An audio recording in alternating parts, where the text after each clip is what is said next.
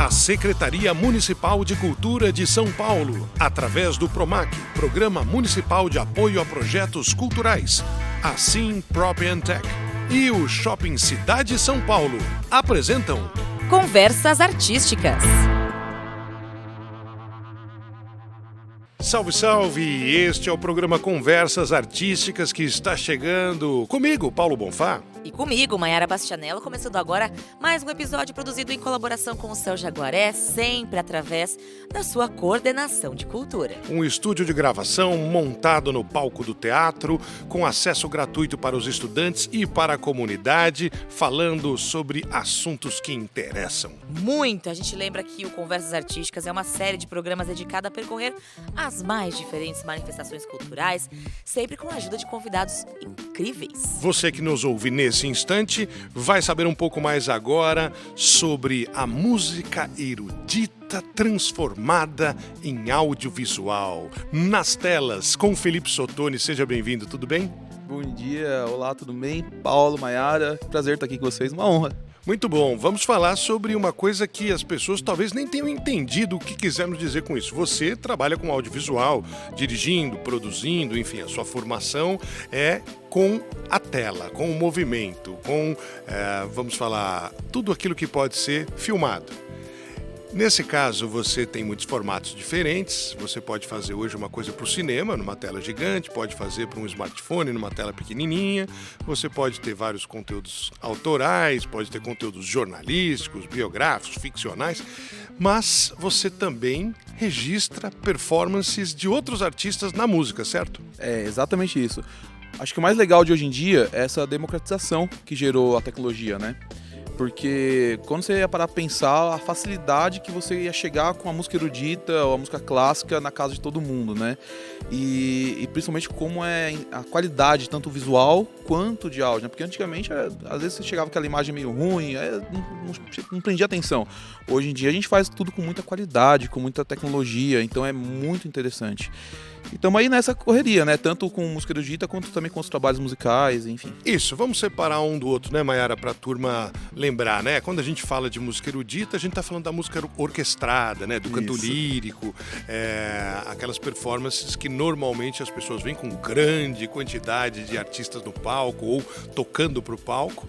E a música popular é todo o restante em que a gente enquadra nossos estilos aí, gêneros. Pode ser do heavy metal ao sertanejo, pode ter o forró, a MPB, pode ir do samba e por aí vai, né? Quando você fala da música erudita, você está falando do desafio de pegar uma apresentação orquestrada e registrar aquilo em imagens para que as pessoas possam assistir depois. O desafio é enorme, ele é totalmente um outro universo, né? Porque quando você vai falar de uma música popular, até separando os assuntos, né, como você sugeriu, a gente vai falar, por exemplo, de microfones e instrumentos que são diretamente em linha. Por exemplo, em linha quando eu falo em linha, vamos lá, plugado. É um cabo que sai do violão e vai até o cara que vai gravar o áudio. Quer dizer, não existe um microfone só, como as pessoas podem pensar, que grava tudo ao mesmo tempo. Senão também perde qualidade, né? É, por isso que quando você grava o seu celular em um show, fica aquela coisa meio... O barulho do ambiente entra mais junto. Mas então você está falando da música popular, o teclado ele tem um cabo, você tem lá uma mesa de entrada do som, tem um ponto entrou aqui o teclado. Isso. Outro ponto entrou aqui o baixo, aqui a guitarra e por aí vai. Exatamente. Então na música popular, né, o sertanejo, o rock, etc., você vai ter esses instrumentos em linha, né? Então você tem lá um canal pro teclado, um canal de gravação para voz, um canal de gravação para guitarra, às vezes o teclado geralmente usa uns 30 canais, enfim. Já na música erudita começam os desafios, porque aí o pessoal trabalha com naipes, né, que eles falam que são os conjuntos. Então isso aí já começa a dificultar um pouco, porque você vai pegar aqueles violinos, pensa naqueles violinos clássicos, uns Stradivarius de R$1 bilhão, sei lá quanto é que custa, mas é muito caro. Vai enfiar uma... Não vai ter um cabinho que você vai espetar ali. Então, só que daí você tem aquele cara e do lado você tem mais 8 parecidos com aquele. É o que você chamou de naipe, né? Pra gente qualificar de uma forma mais simples pra galera que tá aqui também, o naipe é o conjunto, então a gente ouve falar, o naipe de metais, são os instrumentos de sopro da orquestra. Né? Exatamente. Naipe de cordas, são todos os instrumentos que tem corda. Você vai naipe de madeiras, naipe de cordas, aí você tem o sopro, metais, enfim. Aí você tem a percussão. E todos eles, nenhum deles é em linha, exceto quando você tem uma cama, que a gente fala. O que é a cama, né? A cama é aqueles instrumentos mais comuns, né? Então você vai ter um cara ali com uma guitarra, um baixo e uma bateria. Mas isso já seria um crossover, já seria uma mistura, Sim. uma colaboração, né? Inclusive, até uma coisa que eles fazem muito, principalmente no...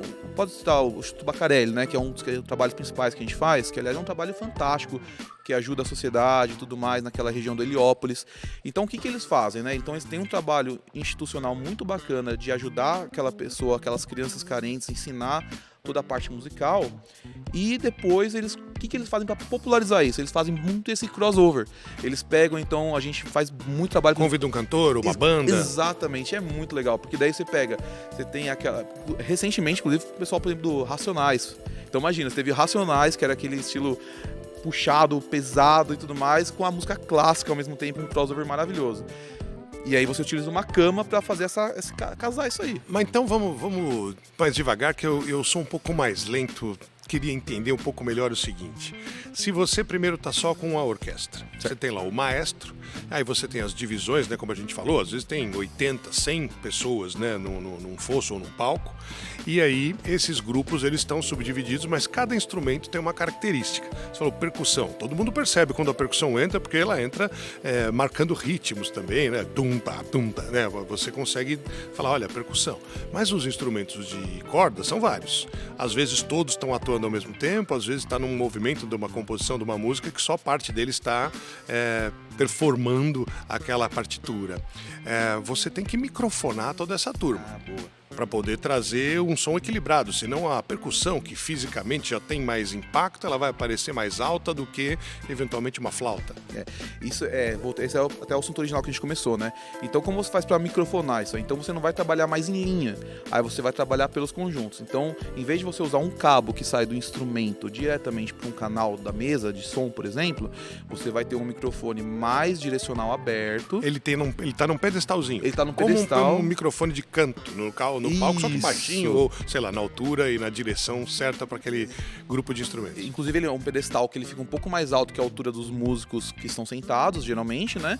E ele vai ficar numa posição bem estratégica, de forma a cobrir aquele naipe, cobrir aquele conjunto. Então, inclusive, a posição dele é muito técnica, né? Então, a gente costuma brincar, né? Quando a gente vai posicionar tanto as câmeras quanto parte de áudio, existe uma guerra de técnicos, vamos falar assim, né? Eu quero colocar minha câmera aqui. Não, mas aqui tem que ficar o meu microfone, porque senão a gente não vai captar. Vamos chegar na imagem, né? Por enquanto a gente tá só no som.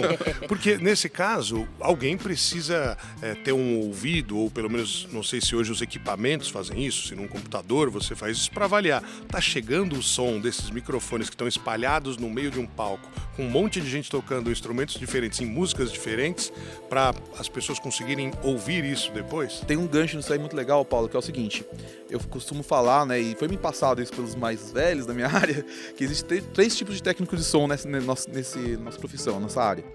É o técnico que é o cara de PA, que a gente fala, que é o som aberto, que todo mundo ouve, que é aquele caixona de som do... Que amplifica para um festival que tá no gramado, uma galera. Esse cara, geralmente, ele é meio surdinho, né? Ele trabalha com volume lá no talo e todo mundo fica meio surdo. Tem o técnico de monitor, que a gente fala que é o cara que fica no palco, que faz o som para os músicos. O que seria tipo um retorno. Retorno. O próprio músico ouvir o que tá saindo do instrumento dele durante o show. Abaixa um pouquinho a guitarra aqui no meu ouvido, abaixa. Então tem esse ajuste. Aí esse cara, a gente fala que ele é o nível 0. Então tem o cara do PA, que ele é o mais 20 de volume. Tem o cara do monitor, que é o 0. E tem o cara que é o que a gente utiliza muito, que é essa posição que a gente tá falando, se tá chegando, não tá chegando, que é o de live, é o cara técnico de som, que é o técnico de estúdio. Que é aquele cara que trabalha em menos 20. Então você tem o mais 20, que é o exagerado, você tem o do palco, que é o 0, e você tem o de menos 20. Ou resumindo, um é pro público ouvir bem, outro é pros músicos ficarem confortáveis ouvindo, e o terceiro é pra conseguir captar, gravar tudo aquilo. Então é uma equação muito delicada. Então na hora do vamos ver, sabe, precisa ter toda uma conversa assim. Peraí, na hora do vamos ver, pode ser que os três estejam juntos também, né? Exato, porque aí que começa. É um show ao vivo, com plateia, com a orquestra e que tá gravando, filmando. Aí chega o rapaz do monitor e fala assim: olha, sua guitarra tá muito alta, tá atrapalhando o pessoal lá da transmissão, por exemplo, né? Tem que abaixar, mas aí o músico não quer. Aí o cara do PA tá pedindo mais volume, tá muito baixo, aumenta. Então fica essa... Mas aí com bons profissionais, obviamente. E no caso do erudito, do Bacarelli, existe uma vantagem nesse caso, porque sempre é o menos 20. Porque é muito mais puxar a pureza do instrumento, é muito mais puxar o timbre natural. Então você não precisa muito da caixa de som, você não precisa muito... Você tem, lógico, o apoio dos microfones, porque você precisa monitorar isso, você precisa ter isso chegando em algum lugar e enviando para algum lugar. Ou seja, chega numa mesa de som, é equalizado, é misturado os canais e tem que ser retransmitido. Porém, principalmente pro ao vivo, você percebe que o conjunto é tão potente quando você tem 8 violinos juntos, 12 violas juntos. Sim, é acústico, você não precisa ir do amplificador, né? Então, isso é muito legal. Então, esses detalhes do erudito é muito importante observar quando você vai trabalhar. Então, assim, o volume está adequado. Geralmente, o volume já vai estar adequado para quem é presencial, até porque remete à história da música, né?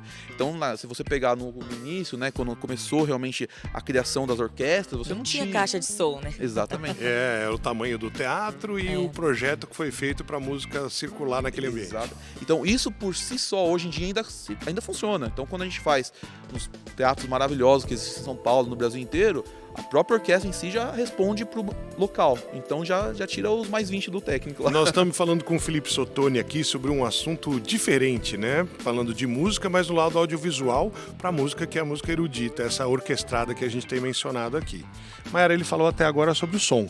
Isso, e a imagem, né? Que, claro, eu acho muito bacana o seu trabalho, porque muito se fala aqui no Conversas Artísticas, especialmente quando estamos falando de música erudita, que já foi um assunto aqui, que é uma arte vista pelas pessoas como não é pra mim, não é próxima a mim, né? E muitos fazem a meia-culpa, olha, também a culpa às vezes é dos próprias pessoas envolvidas com isso. Na história, né, a gente fala que... Parece muito elitizado, né? São poucos lugares. Se antes a música estava na casa de todo mundo, como, né, a gente fala aqui, tinha um violino em cada casa, um piano, com o tempo isso foi se perdendo. E o seu trabalho é muito legal porque ajuda, como você mesmo disse, a democratizar isso. Então quem não pode ir, tá lá no interior, nem muito interior, né, do Brasil. Tá em outro bairro. Exatamente. E não pode chegar para ver ao vivo, vocês divulgam, né, difundem. E aí, qual que é o trabalho para pegar a imagem? Dependendo do trabalho, vai a grua, que é aquela câmera que pega passa por cima de todo mundo, parece um guindaste. Ou um drone. E depois também eu quero que você fale um pouco sobre o número de pessoas envolvidas nisso, porque só do som você já falou de 3 técnicos, pelo menos, que vão captar esse som. Então fala pra gente como que é a captação de imagem e quantas pessoas são envolvidas nesse processo todo em geral. Legal. Então, para mim a palavra de hoje em dia é muita democratização mesmo, porque é muito legal essa facilidade do acesso às coisas hoje em dia. O presencial, ele ainda é muito elitizado, de fato. Isso aí a gente tem que ser... É verdade. Porque a pessoa acha que é muito difícil chegar, sendo que às vezes é de graça, às vezes você faz um cadastro num site popular sem pagar nenhum preço e a pessoa nem sabe disso. Essa informação não chega na base. Que tem apresentações gratuitas, regulares. Exatamente. Então, o legal é que a internet, às vezes um clique que você faz ali no celular é muito mais rápido e possibilita que muitas pessoas acessem. Então, isso pra mim, hoje em dia, é uma coisa muito interessante. E como a gente faz para registrar essa parte de vídeo, né? A gente costuma trabalhar, porque a música clássica, o erudito, ele é muito técnico, né? Obviamente todas as músicas por si só são, mas a música erudita tem muitas especificidades, assim, que a gente precisa ficar atento. Então o que a gente faz no nosso caso, nossa forma de trabalho? A gente leva um maestro junto com a gente na parte de direção de TV, que a gente chama. Ou seja, aquele local em que você vai ver tudo que está chegando das X câmeras que foram espalhadas pelo ambiente, tem a função do diretor de TV, como a gente chama a pessoa que vai cortando, né? Olha, eu tenho 8 câmeras, mas qual imagem que eu mando pro vídeo, ou mando pra casa de alguém, ou mando pra live? É acompanhado de um maestro. Isso, justamente, isso é muito legal já, isso é uma necessidade, até no começo, quando a gente começou, a gente tentou fazer de uma forma, né, sozinha, vamos dizer, solo, o DTV, independente. A abreviação, né, de diretor de TV, o DTV, ele faria sozinho ali, mas com o tempo a gente percebeu que a gente estava perdendo muito detalhe. Então, por exemplo, sabe aquela hora que tem aquele triângulozinho que o cara só bate uma vez assim? Cara, como é que você pega isso e não vamos ver da música rolando? Quer dizer, a partitura é o guia e você tem alguém que te orienta para dizer, ó, agora fiquem atentos que o cara da percussão vai fazer papum. A não ser que o DTV tenha estudado partitura. Que na prática é impossível. No começo a gente tinha até um amigo nosso que fazia as duas coisas. Ele era um músico que fazia as coisas, mas a gente percebeu que mesmo assim fica sobrecarregado. Porque você controlar 8, 10, 12 câmeras ao mesmo tempo e ainda ler uma partitura completa. Pra saber o que vem a seguir, né? Era quase como dirigir com o guia na mão, quando não existiam os aplicativos de trânsito. Eu tenho que virar à esquerda ou direita? Tô com o mapa. Gente, existia isso, tá? No passado, a gente passou por isso. Pra direita ou pra esquerda? Perdi. Puxa, perdeu, já a orquestra não vai parar e fazer de novo. Qual página que é o mapa? Q5. E esse desafio, imagino, e outras pessoas talvez tenham pensado nisso, que cada composição é de um jeito. E se você, mesmo que você diga, eu vou registrar todas as apresentações de uma mesma orquestra, cada espetáculo vai ter diferentes line-ups, como a gente diz, que é a combinação de quais músicas eles vão tocar. Então, você não consegue decorar todas e nem eles vão ficar repetindo sempre a mesma. E ainda tem um detalhe, porque, por exemplo, quando você vai pra música popular, geralmente tem um padrão muito claro. Você tem refrão, estrofe, volta, não sei o que. É muito claro. Se você sabe, qualquer pessoa que tem um pouquinho de sensibilidade de música consegue acompanhar qualquer música popular. Né? Então, nós que trabalhamos com gravação, a gente meio que tem esse feeling também do 3, 2, 1, vai vir a bateria, tum. Você já sabe, você já posiciona os caras antes. E são músicas de 3 minutos e meio? Agora, no erudito, esquece. Não tem padrão. Inclusive, quanto mais doido for o negócio, às vezes é mais interessante, né? Então, é muito legal você ter um maestro do lado. No nosso caso, a gente leva o Moisés de Paula, que é um maestro, é um músico, ele é flautista, já tocou em várias orquestras. Ele fica do meu lado, como um colega de trabalho, quando eu tô na direção de TV. Então, ele já mapeia todas as partituras antes. Então, ele já sabe, pelo menos uns 3, 4 compassos, né? Que é o tempo de música. Antes ele já me avisa, olha, prepara fulano porque vai entrar o bendito do triângulo. Ou então vai ter um solo do violino daquele cara lá no fundo. Então o que a gente costuma fazer? A gente deixa um câmera meio que solto, sem fio. Né? Hoje em dia até a tecnologia facilita isso, então é um câmera que fica solto. Ele tá lá, como se fosse a pessoa que às vezes vaza numa transmissão qualquer de televisão, é o cara que tá com a câmera no ombro, que uma hora ele tá de um lado, outra hora ele tá no meio, outra hora ele tá atrás, esse cara ele tá solto. Isso. E esse cara, né, que é uma câmera portátil que a gente chama, ele vai buscar justamente esse detalhe. Então, vai lá no triângulo daqui agora. Daqui 2 tempos tem que estar lá. Então, atenção, se o tempo tá 1, 2, fecha na arpista. O cara vai, se posiciona na harpa e fica esperando a hora dele. Porque os cinegrafistas, né, os cameramans, quando as câmeras, né, homens, mulheres, enfim, quem estiver operando a máquina, só tá buscando ali o melhor momento, o melhor ângulo, a melhor posição, mas ele nunca sabe que horas que é a imagem dele que vai valer para transmissão ou para gravação. Especialmente numa gravação de música erudita, né? Então, e o tempo ele é corrido, então assim, os grandes mestres das obras clássicas, né? Então eles faziam cada coisa assim que é no detalhe. Porém, ainda existe uma outra visão que a gente precisa passar, que a gente começou a falar no começo. Assim como na parte de áudio, no vídeo também trabalham-se os conjuntos, os naipes. Então, geralmente, a gente tem essa câmera que vai pegar, assim, essa cantada de bola, o detalhe, mas é muito pouco, porque essa é a fineza da coisa. Mas, no geral... Você posiciona previamente, olha, põe ali, esse cara vai ter um tripé, ele vai ficar com a câmera dele lá, ele cuida do pessoal do sopro. Exatamente. Esse outro a gente põe num pedestal para ele estar mais alto, que ele vai pegar lá no fundo a percussão. Esse é só no maestro. E tem uma outra coisa, então assim, exatamente. Então você vai ter aquelas câmeras que você cuida só das cordas do lado esquerdo, você só das cordas do lado direito, você vai pegar toda a percussão e sopro, e você vai pegar todos os metais, por exemplo. Então você tem essas câmeras, então isso já começa a ampliar um pouco. E geralmente, foi até um vício que a gente teve que ir perdendo por causa da música popular, que a gente quer mostrar o detalhe, porque o detalhe é muito bonito. Então imagina aquela pessoa que tá em casa, a mãe que tá em casa assistindo o filho tocando, né, aquela pessoa lá que a gente tá falando de uma região de Heliópolis, que às vezes é uma região mais carente, vê o filho, chegou lá. Então a gente, como emocional, quer mostrar o detalhe do filho da mãe que tá ali, né? Só que a parte técnica, ela vai exigir que mostre esse conjunto.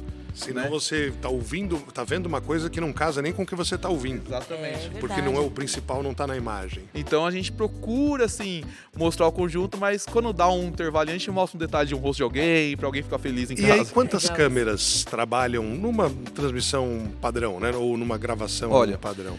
Existem algumas câmeras que são muito importantes, tá? Então a gente costuma falar, qual que é a base? O mínimo, né? Então, qual que é a base? Essa, na minha visão, né? Claro que cada diretor vai falar o que acha, mas pra mim, é uma câmera portátil, solta, que vai dar esse detalhe. Essa câmera que a gente chama câmera do maestro, porque o maestro, ele acaba sendo também um artista ali, né? Ele é um protagonista, porque só tem um maestro. Exatamente. E os movimentos do maestro são uma coisa meio folclórica, né, na cultura popular. É uma dança, é impressionante. A gente trabalha com alguns maestros que você vê, assim, você se empolga com o maestro regendo a orquestra. Você quer... vai, vamos lá. Você tá na mesma energia. Exatamente, e isso é muito legal. E inclusive é que você começa a diferença dos maestros, né? Quando você tem um maestro que é muito proeminente e outros que estão começando, você vê é nítida essa diferença o cara que é um guitarrista performático, aquele cara que é guitarrista que tá começando a área. É a mesma relação, na minha visão, assim, né? Claro que maestros, né? Desculpa aí se algum maestro se ofendeu, mas todos entendem muito e manjam muito, né? Mas, assim, existe essa diferença, assim, de aqueles que se destacam ou não. Então, assim, 2 câmeras bem específicas, uma para ficar livre, uma para acompanhar o maestro, não perder o maestro. Isso, aí existe uma terceira câmera, que a gente chama da câmera geral. Essa câmera geral, porque, assim, a orquestra, ela vai trabalhar com a imagem do som, né? Então é muito interessante você ter aquela imagem que vai pegar de lado a lado, esquerda, direita, norte, sul, pegar todos os lados. É quando no estádio de futebol tá lá em cima, que vai dar o apito inicial, você tem que ver os 2 times, tem que ver tudo que tá acontecendo. E eu vou falar pra você que, assim, 50% do tempo é válido deixar nessa câmera. Porque a orquestra, ela é linda nesse sentido, que ela trabalha o conjunto. Isso. Dificilmente você vai ter os solistas, mas o conjunto acaba sendo muito interessante. E é o que, geralmente, os maestros, o pessoal que coordena, quer que seja ressaltado. Então, quando você vem... Então, quando você tem essa imagem geral, fica muito claro, até de áudio e vídeo, quem tá atacando, quem tá atacando. E é a visão que a pessoa tem da plateia também, né? Essa frase foi muito boa. Quem está atacando. Que é um termo que os músicos eruditos usam, os maestros usam, né? O ataque é a entrada de uma parte da música de um grupo que está, né, posicionado fisicamente no palco. Exatamente. Então você tem essa geral, que vai mostrar essa imagem completa da situação. E aí você, pra mim, a base seria essa. Tá, aí essas 3 são obrigatórias para todo mundo. A partir daí você começa a incrementar, né? Então, poxa, você vai ter... é o limite. Você começa assim, as secundárias, eu diria, seriam aquelas que vão pegar tanto os instrumentos cruzadas, que a gente chama, né? Então você coloca uma do lado esquerdo, que vai atacar pro lado direito, a imagem, né? Você coloca uma na direita, que vai atacar pro lado esquerdo. Então, nisso você já tem agora um pouquinho mais fechados, conjuntos, né? Quase como um plano e um contraplano, 2 eixos diferentes, para você ver 2 lados. Na hora que você está filmando o pessoal da esquerda, o da direita está de perfil, né? O pessoal da direita está de perfil. E câmeras atrás, que mostrem, né, como é o movimento da orquestra tocando de frente para a plateia, que é a visão do músico, né? O músico, ele tá sentado de frente para a plateia. Essa começa a entrar já para mim no terceiro lado, que aí começa a ser a arte. Aí você começa a buscar ângulos diferentes e eu vou falar, pra mim é o que deixa esteticamente, eu sei que não entrega a parte técnica, mas esteticamente é o que fica mais bonito, a plástica. Porque, por exemplo, você pode fazer um plano compondo o músico aqui por cima do ombro, com a partitura dele na frente, o maestro lá de longe, onde é a visão do músico, e no fundo a plateia ainda vibrando. Então fica um take muito bonito.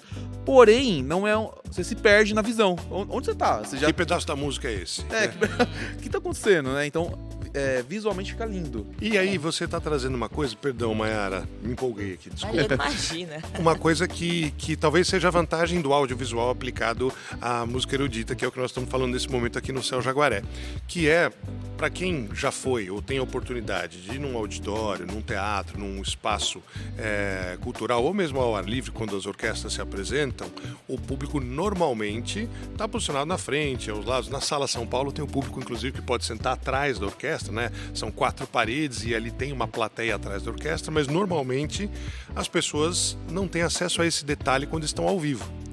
E esses detalhes você, quando está vendo pela televisão ou na internet, numa transmissão, numa gravação, você começa a ver, puxa, olha, o movimento dos dedos do cara que está tocando a harpa ou o piano, ou olha só como esse cara assopra o instrumento e a técnica do sopro. Nossa, olha, a bochecha dele enche de ar, parece que ele vai sair flutuando, vai virar um balão e vai sair. Não, mas o cara tem a técnica de colocar a proficiência, né, a quantidade de ar que ele tem para durar o tempo do movimento do que ele toca, né? Então é muito detalhado e isso você não vê ao vivo, porque você está distante.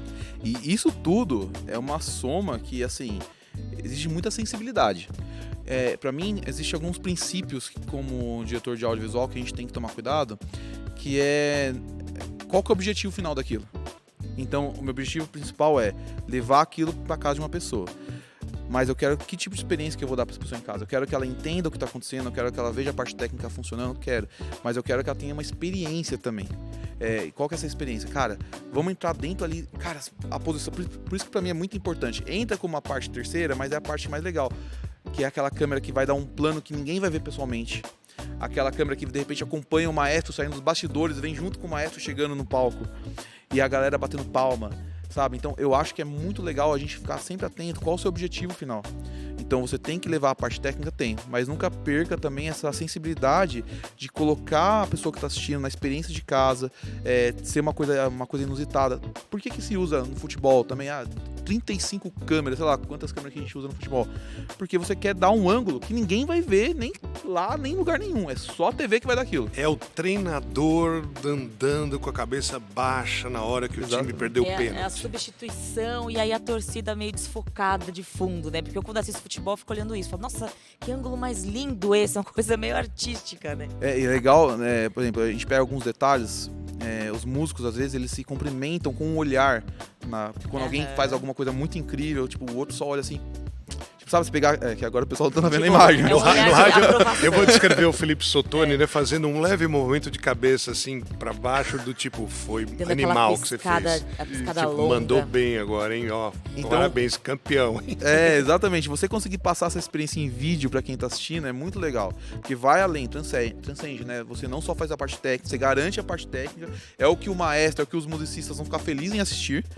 Porém, você tem que dar a experiência pro pessoal comum. É muito... Ou gente que está estudando música, Sim. como alguns alunos aqui do Céu Jaguaré, que participam de programas de música e aí começa a estar exposto e está vendo, né? Está estimulado porque está vendo detalhes também de gente profissional trabalhando com arte musical. Não, e eu acho muito legal que, assim, claro, o Felipe é um profissional, no fundo é o ganha-pão, né? É o que te mantém e tal. Só que dá pra ver o brilho no olho, né? Ele quer agradar a plateia, ele quer agradar a mãe do músico que tá em casa. Quer dizer, é o que te alimenta, porque é o que alimenta, imagino eu, que alimenta a alma também, né? E aproveitando, então eu te perguntava, você já falou de várias câmeras, do pessoal do áudio, até quantas pessoas trabalham diretamente numa transmissão que você faz, assim? Porque uma coisa muito bacana do Conversas Artísticas é a gente mostrar que não é só o maestro e nem os músicos, quando a gente não é só quem está aparecendo na câmera, mas para que aquilo chegue no seu caso, né? Na sua casa, na sua televisão, no seu celular, tem muita gente trabalhando e entre essa muita gente tá ali a turma do Felipe. Conta pra gente um pouco. Eu vou dar alguns extremos. Eu vou dar um extremo grande, um simples e vou concluir com o erudito, pra ficar bem didático. Por exemplo, acabei de voltar de Fortaleza, a gente acabou de gravar um DVD de um artista sertanejo popular, bem famoso. A gente tinha ali uma... Começa com Wesley e termina com Safadão? Já gravei ele, inclusive. Conta pra gente quem vai. Foi o Murilo Huff, né? Da Marília Mendonça e tudo mais, que hoje em dia ele tá com uma carreira muito legal. É bem sólida mesmo. Então ele foi gravar o primeiro DVD, assim, mega blaster dele lá. Então vocês tinham uma plateia, assim, um público de 100 mil pessoas, sei lá, aberto, assim, cara, foi muito grande. Então ali só na parte de câmeras, nós tínhamos 19 câmeras. Uau. Eram 12 câmeras mais da base, a gente tinha mais 4 câmeras soltas, mais 3 drones voando, uma loucura. Então só de equipe de vídeo a gente estava em torno de umas 40, 50 pessoas no vídeo. É uma equipe total, assim, somando áudio, vídeo, luz, você pode botar aí 300 a 400 pessoas para fazer esse show. E você falando sobre isso, né, para dar uma ideia para a turma, quer dizer, essas pessoas todas estão lá trabalhando, mas nenhuma delas está no palco fazendo show, nenhuma delas é o compositor, é o músico, etc. Mas sem isso, essa parte da produção cultural audiovisual não existe. Ou seja, é possível ter uma carreira técnica trabalhando com arte. Eu vou falar o seguinte. Tem gente que é o carregador do cabo, o afinador da luz, e por aí vai. Pra mim, é o que eu sempre falo. Uma das pessoas que eu mais prezo é a pessoa... Pode parecer meio até demagogia falar isso, mas não é. É a pessoa da limpeza. Eu prezo muito pela limpeza no set. Então você chega lá, quando eu vejo aquela pessoa que tá limpando o set pra gente, tirando a sujeira, que eu sei que vai estar num ambiente mais... Cara, eu valorizo senão tanto isso aparece, inclusive, na com sua as câmeras filmagem, de alta então, resolução, mais ainda, né? Cara, a câmera pega qualquer detalhezinho. E até no ambiente de trabalho, poxa, como é legal você chegar num set quando tá tudo organizado, como aqui tá tudo limpo, sabe? É outro nível. E tem muitos trabalhos que não valorizam isso. E o carregador, ele salva a nossa vida. Porque você tá ali tão preocupado com a parte técnica e garantir que tudo tá funcionando e tudo mais, e aí você tem que gastar energia física, além da sua energia intelectual, é uma coisa que não funciona, você não consegue dedicar. Então você tem um cara que tá carregando ali, cara, sabe, cuida bem dessas pessoas. Então tem toda uma equipe por trás. Então esse DVD do Murilo Huff, por exemplo, foi gigantesco, né? A direção do Flaney Gonzalez, que é um grande diretor que tem no Brasil. Então, assim, a gente tava lá, garantimos a parte de vídeo, né? Junto com a equipe de áudio e tudo mais, gente que não aparece em momento nenhum. E é possível, sim, ter uma carreira consolidada e vou falar, é tão gratificante quanto. Porque você sabe que você fez parte daquilo, de alguma forma. Então você vê aquele resultado sendo entregue e você vai poder falar, do mesmo jeito que o primeiro DVD do Wesley Safadão em 2012 com a Som Livre, quando era Garota Safada e Wesley Safadão, eu fiz esse primeiro DVD e hoje eu posso contar isso, né? E antes dele estourar de verdade no Brasil, era só no Nordeste naquela época, quem sabe, né? O Murilo Huff pode ser um próximo. Então, esse é um exemplo extremo. Aí você tem um exemplo um pouquinho menor. Você faz também uns pocket shows, umas coisas menores, que nem a gente acabou de fazer um agora em Goiânia, com uma dupla de artistas, Mariana e Matheus, que já gravou até um DVD médio, agora eles fizeram um pocket show. Então nós somos com 6 câmeras, num estúdio, uma coisinha menor. Então ali você tinha uma equipe em que você coloca umas 2, 3 pessoas para áudio, mais umas 7, 8 para vídeo, mais uns 2, 3 para iluminação. Então, ou seja, no máximo umas 20 pessoas já fizeram tudo já, né? E pessoas também de carreira, que gravam 2, 3 shows por semana. O mercado é muito grande e existe o Brasil inteiro. Enquanto mais pessoas técnicas, melhores pessoas se destacarem, né? A gente dá muita chance para pessoas virem trabalhar com a gente. E como é carente de pessoas que realmente estão afim, e como você disse, né, do meu brilho no meu olho, para mim não é desgastante, eu me energizo com esse tipo de trabalho. E aí você tem a música erudita, né? A música clássica, a gente trabalha, por exemplo, no Instituto Bacarelli, a gente trabalha hoje na parte de vídeo com uma equipe de vídeo de 10 pessoas, são 7 câmeras que a gente atua ali. E aí você tem aproximadamente mais umas 10 pessoas fazendo áudio e luz, né? A gente já faz um teatro que já é meio que preparado, então não tem muita dificuldade, né? Então precisamos chegar um dia antes, montar palco. Toda vez ver qual é a luz, toda vez ver onde vai passar o cabo, né? E é importante falar, por exemplo, um trabalho desse como o do Murilo, que foi um trabalho muito grande, o pessoal começou a montar tudo uma semana antes. A gente fez um trabalho aqui no Ibirapuera, no ginásio do Ibirapuera, que foi São João Paulo, foi o nome do evento. Era um São João, que tem lá no Nordeste, mas feito aqui em São Paulo. Foi a primeira edição esse ano.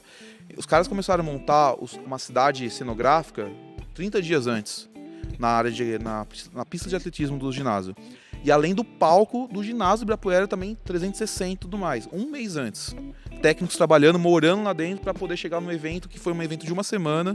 São coisas que não aparecem, né, muitas vezes, né, mas o antes e o depois fazem parte do processo e sem eles não teria espetáculo, não teria a obra de arte em si acontecendo. Agora, uma curiosidade. Tendo trabalhado já com várias composições, etc., e imagino que muitas vezes as equipes se repitam, porque aí a pessoa vai se especializando, ela vai se acostumando, então ela vai ficando melhor. Aí quando ela fica melhor, as pessoas convidam ela para fazer aquilo, porque eles sabem que vai ter uma qualidade, um resultado mais garantido. Tem já na cabeça de vocês, para o registro do audiovisual, as pedreiras do tipo, Beethoven de novo, putz, Beethoven é fogo, que toda hora muda de um lado para o outro. Ou, não, nossa, Bolero de Ravel, 14 minutos, hein, vai ao banheiro antes aí, que não dá para parar no meio, porque é 14 minutos sem parar. Olha, eu vou falar pra você que o bom profissional da nossa área é aquele cara que antes de começar qualquer coisa, já foi no banheiro, já foi... Dá um certo, já tomou uma água. Dá um certo. Fica até dica aí pra quem tá querendo entrar na nossa área. Vai no banheiro antes de começar. E vou falar uma coisa: comece a trabalhar, segurar um pouquinho a sua bexiga. Porque às vezes, né? Às vezes acontece, né? Mas na hora do vamos ver, foi muito engraçado até nesse recente agora do Murilo Huff. Porque na hora que vai começar, parece que acontece tudo ao mesmo tempo. É uma loucura, né? Você tem que estar com o psicológico muito bom pra não dar uma surtada, né? Mas aí foi engraçado que eu tava procurando um assistente meu. Cara, cadê você? Eu precisava que corresse em tal câmera, porque precisa fazer tal coisa, não sei o quê. Oh, desculpa, eu precisei ir no banheiro. Não, e por mensagem, eu fui pro banheiro. Você vai falar o quê, né? Não dá nem pra... Tá bom, eu tô indo lá então. Larga tudo e vai correndo no meio da multidão lá pra chegar na indústria de seres humanos. Né? Aproveitando que Felipe Soltoni está aqui com a gente no Conversas Artísticas de hoje, falando sobre o registro audiovisual para a música erudita, que é completamente diferente do que as pessoas veem num videoclipe ou quando estão acompanhando uma apresentação ao vivo na TV, no palco de um programa de auditório, por exemplo. Você falou de crossover, né, que é a expressão em inglês que a gente usa para mistura, para um cruzamento, né? Então, às vezes a orquestra está lá, ela tem o repertório dela e ela vai trabalhar com algum artista convidado.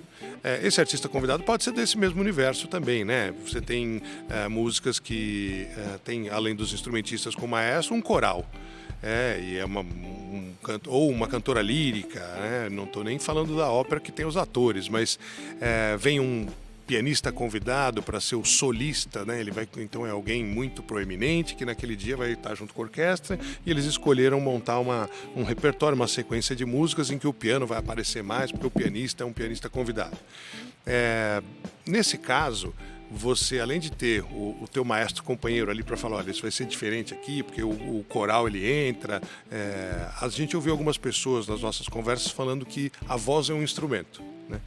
E aí, quando você mistura com outros gêneros, então você falou uma guitarra elétrica, né? Guitarra elétrica não está em nenhum grupo da orquestra, né? Como é que você faz para modular isso, inclusive, né? Um instrumento que está em linha, como você nos ensinou hoje, né? Versus os demais que estão só acústicos ali sendo registrados, e o que muda quando é uma música que acaba não sendo nem a versão do artista original. Então, é uma banda de rock, mas não vai ser do jeito que eles tocam normalmente no palco de um festival, nem é o repertório normal da orquestra. Eles fazem um arranjo, né? Uma nova leitura para caber essa combinação e seguir em frente. Como é que se vira nos 30 quem está com a parte do vídeo e do som? É legal. A parte de áudio, ela é muito, muito fina. O ajuste é muito fino. Ele é muito nos pequenos detalhes. Então, existem alguns técnicos, eu diria pouquíssimos técnicos no Brasil que eu recomendaria, assim. Por exemplo, eu vou falar do que a gente trabalha constantemente, que é o pessoal do Tuca, que faz a parte do Heliópolis, da Orquestra Sinfônica do Heliópolis ali, que é o Baccarelli. Porque é muito difícil esse ajuste, não é para qualquer um. Você chegar essa boa equalização, essa boa mixagem ao vivo é um desafio que não é para... É muito detalhe, como a gente estava falando da equação. Mas para ilustrar, isso é uma situação, por exemplo, tem uma cantora e a orquestra vai executar uma bossa nova com um arranjo, é uma voz que entrou ali. Mas e nessas situações que a gente tem um conjunto se somando à orquestra? A questão é compensar no volume, né? Então você vai acabar compensando nessa masterização do áudio, você vai abaixar o volume e chegar num ponto em que você vai equilibrar. E é interessante citar um detalhe aqui, que é o seguinte: a gente splita os cabos. O que é isso? Você faz uma mixagem para o ao vivo e outra mixagem totalmente diferente para a transmissão. Então são dois cabos, duas mesas de som. A mesa de som de quem vai ouvir na hora e a mesa de som que está registrando o vídeo para gravação. Isso. Então, para ambos os casos, quando se fala de música erudita, é preciso um técnico que saiba o que está fazendo. Não pode ser um cara que está acostumado a fazer show, evento ao vivo, festival. Não é esse profissional para esse caso. Claro que ele pode pegar experiência na área e aprendendo aos poucos. Mas existem alguns técnicos que trabalham. Por exemplo, o Tuca desenvolve um trabalho incrível nessa área. Ele até gosta, ele fala que ele faz questão de fazer o Instituto Baccarelli porque é uma coisa que ele gosta de fazer, porque realmente é um desafio. O cara que é um profissional, vencer esse desafio traz uma satisfação, entregar uma qualidade boa.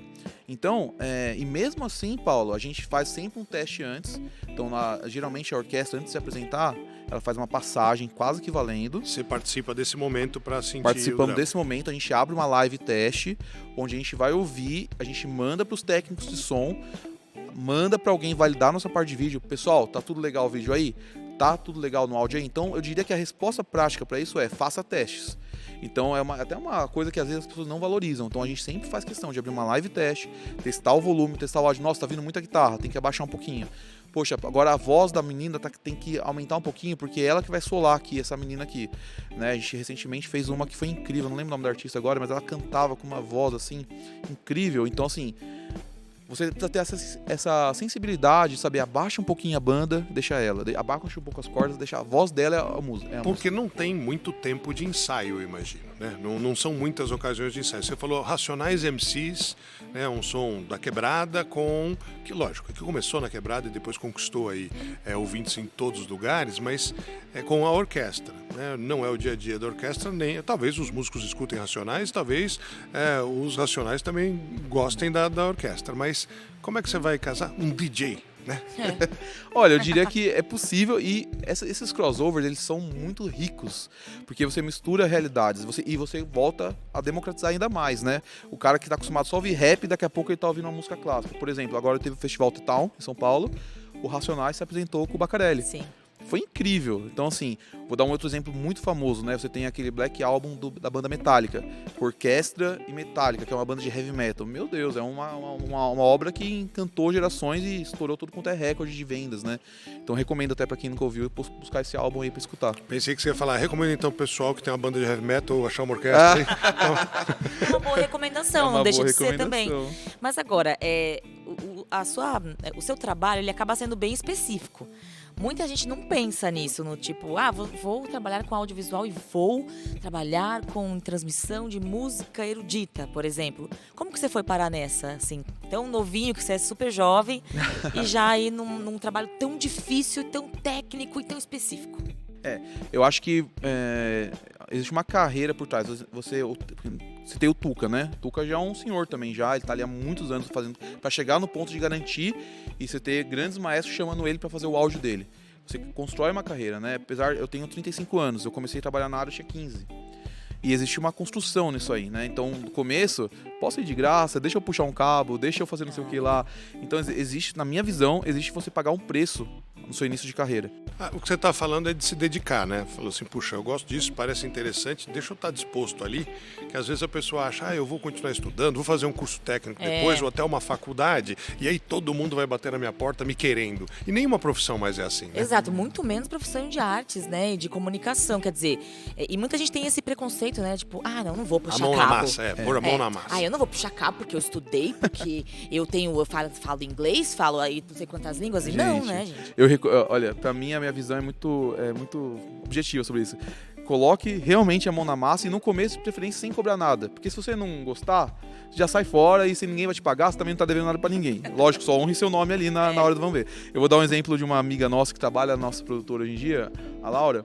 Ela estudou pra ser dentista. O sonho dela era ser dentista. Só que pela profissão, e a gente entende isso, ela só pôde exercer após a conclusão, né? Começa a fazer os estágios e tudo mais, mas exercer de fato. Chegou na hora do vamos ver, ela ficou meio assim, nossa, não sei se é tanta coisa que eu queria. Aí eu falei, Laura, vai fazer um trabalho com a gente, vai lá, tô precisando fazer uma transmissão em tal lugar, vai lá com tal pessoa, você aprende lá, vai. Quer dizer, chegou, nossa, que legal, isso aqui eu quero, não sei o que lá. Então assim, estude, mas se possível for, coloque a mão na massa. É muito diferente também, né? E acho que o cenário agora, você falou, eu comecei com 15 anos, aí passados 20, muita coisa deve ter mudado. Espero que para melhor, falando dos equipamentos, da tecnologia, as coisas sem fio, né? Puxa, antigamente se você queria plugar ou ligar um equipamento no outro, era um carretel. A quantidade de fios. Porque você fala assim, olha, ali que vai ficar o pessoal técnico, ele vai ver, puxa, calcula aí, precisa de 100 metros de cabo aqui, mais de 100 metros ali, enrola, desenrola onde passa e tal. Hoje algumas coisas você consegue fazer sem fio. A gente, com o avanço da tecnologia, o preço das coisas diminuiu muito. O valor continuou mesmo, mas o preço diminuiu. Então, assim, o valor que você precisa ter de cultura, de estudo, sabe? Por exemplo, eu também faço um trabalho de colorização, que a gente chama, né? Então, assim, quando... Vamos explicar. A gente chama a gente que está acostumado, ou que conhece, ou que trabalha. Mas o que é a colorização? A colorização é o seguinte, você vai fazer uma gravação de vídeo. Então você tem que pensar, antes de gravar esse vídeo, as cores que vão estar naquele ambiente. Então a camiseta do apresentador, se vai ter contraste com o fundo, se você vai ter detalhes, elementos no cenário. Então todas essas cores, elas influenciam numa entrega, até uma experiência, que nem eu estava falando antes, de quem vai assistir. Então isso depois é levado tanto na pré, você tem que pensar, quanto na pós. Na pós-produção e na pré, você precisa ter influências não só na área de vídeo, mas na arte de artes, eu não falo gráficas. Você tem que estudar expressionismo, você tem que estudar impressionismo, expressionismo, você tem que estudar artes abstratas, entender como funciona a composição das cores. Quanto mais referências visuais você tem, então, por exemplo, eu tenho um aplicativo no meu celular que é o Daily Art. Todo dia eu recebo uma arte famosa pra mim bater o olho e falar, cara, que legal, isso aqui foi feito. É uma rotina que eu tenho pra aumentar o meu vocabulário de cor. Seu repertório, né? A quantidade de opções que você cria pra você mesmo ao longo da vida sobre qualquer assunto é o seu repertório. Então eu faço questão de manter esse estudo em dia na minha vida, porque é uma coisa que eu gosto de fazer realmente. Então, Quando você parte pelo lance da colorização, quanto mais você avança no seu estudo, mais rico você vai ficando, mais conhecimento você tem e você consegue aplicar isso na pós-produção, na pré-produção. Eu esqueci porque que a gente entrou no assunto de colorização. Entramos porque a gente falou da tecnologia. Ah, sim, então na tecnologia. Quando você vai falar da tecnologia, o valor que você vai... Continua mesmo, você precisa estudar, você precisa saber da colorização, você precisa saber, que nem eu tô falando, de você ter conteúdos, referências visuais na sua mente e tudo mais. Então o valor que você precisa entregar no vídeo permanece. Porém, o preço da tecnologia, a acessibilidade que você tem hoje diminuiu muito. Então, por exemplo, para você comprar uma câmera antigamente... Tá mais barato e tá mais espalhado. Chega até o Brasil. Você entra no Mercado Livre, você entra no AliExpress, você entra em qualquer lugar, você consegue... Antes, para você ter uma tecnologia X, esquece. É só Globo, emissoras famosas, você conseguir com lei de incentivo ou financiamentos via BNDES. Era uma coisa muito inacessível. Você teve aqueles caras que começaram a fazer os casamentos, que ganharam muito dinheiro, porque eram os poucos que conseguiam comprar equipamento para fazer casamentos gravados. Você está falando de uma filmagem social, né? Uma filmagem social. Ou seja, é um outro campo do artista do audiovisual, né? Que às vezes não é com a obra autoral, mas é, como alguém já mencionou, a prestação de serviço fruto do seu conhecimento artístico, né? Hoje em dia, com o celular você consegue, olha, simplificando, hoje em dia com o celular você consegue fazer um bom registro de casamento. Você pega esses Samsung, iPhones mais novos, tem muita gente que está ganhando dinheiro com o celular. Então, o que você precisa para começar na nossa área hoje em dia? Um celular na mão e o valor do conhecimento. Você precisa estudar, pegar referência, saber como é que faz as coisas. Isso daí você consegue de graça na internet, consegue estudando, mas coloque a mão na massa. E é isso aí, com o seu celular você faz hoje em dia. Muito legal, hein, Mayara? Pena que o nosso tempo, ele chega sempre num limite, né? A conversa, ela tá boa, tá aquecida, aí a gente fica pensando para onde ela vai e o relógio chega. E foi maravilhoso terminar essa edição, né, este programa do Conversas Artísticas com uma lição, né? Mão na massa e busca conhecimento, faça como ET Bilu, busca conhecimento, é isso. É isso. Falando de cultura pop, muito obrigada, viu, Felipe? A gente fica muito honrado com a sua presença aqui no Conversas Artísticas. Obrigado, Mayara, obrigado, Paulo. Bom. Valeu, foi um prazer e obrigado a vocês aí do outro lado. A gente volta no próximo Conversas Artísticas. Apresentação: Secretaria Municipal de Cultura de São Paulo, através do PROMAC, Programa Municipal de Apoio a Projetos Culturais, Sim Prop and Tech e Shopping Cidade São Paulo. Você ouviu Conversas Artísticas.